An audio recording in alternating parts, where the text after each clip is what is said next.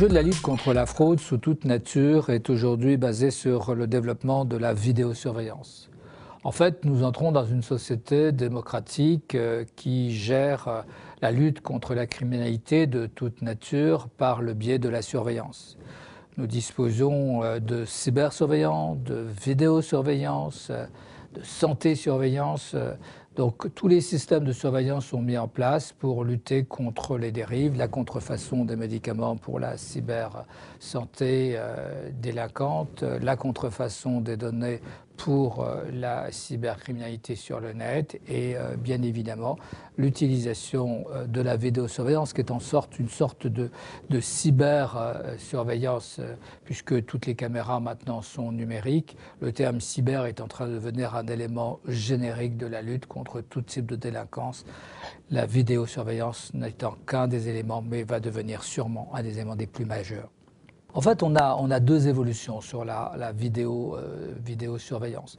La première évolution, c'est cette notion de cybersurveillance, c'est-à-dire tous les systèmes aujourd'hui de vidéo et de captation d'informations sont en train de se concentrer, puisqu'ils sont maintenant des systèmes numériques, et donc on peut passer d'une prise de vidéo à son analyse immédiate par logiciel pour faire du morphing ou faire de la reconnaissance de forme, soit détecter dans une foule une personne qui est recherchée, soit au contraire aller rechercher à partir d'une photo d'un endroit donné, un aéroport, pour aller voir si cette personne figure sur le fichier des personnes recherchées.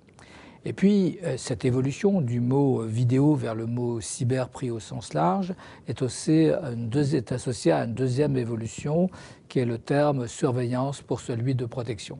La nouvelle loi va organiser la vidéoprotection, comme aujourd'hui on parle de technoprotection. L'idée générale, c'est qu'après les événements du 11 septembre, il y a la mise en place dans tous les pays du monde d'un système juridique nouveau organisé à travers le droit à la sécurité, qui devient un droit fondamental, comme le droit à la liberté, le droit à la dignité, le droit à l'égalité ou le droit à la fraternité. Il y a aujourd'hui le droit à la sécurité. Dans la mise en œuvre de ce droit à la sécurité, l'objet de l'obligation qui est demandée au pouvoir public n'est plus tellement celui de surveiller, mais bien celui de protéger. L'évolution du terme vidéosurveillance vers celui de vidéoprotection répond à une nouvelle attente. On passe d'une critique au titre des libertés, car bien évidemment il y a danger, vers une demande de sécurité de la part des agents économiques. Et cette demande de sécurité fait que la vidéo n'est plus vue comme un instrument de surveillance, mais comme un instrument de protection. En pratique, la nouvelle réglementation va être organisée à travers les deux grandes catégories suivantes. En simplifiant, en réduisant un tout petit peu le cadre juridique, la vidéoprotection ou la vidéosurveillance privée et du régime général de la Commission nationale informatique et liberté doit faire l'objet d'une déclaration auprès de cette dernière et la mise en œuvre ne peut être faite que dans le cadre des protections organisées par la loi informatique et liberté. Et puis la vidéosurveillance qui va devenir donc la vidéoprotection publique, et là on parle des lieux ouverts au public ou des lieux publics stricto sensu comme les rues, les autoroutes ou autres.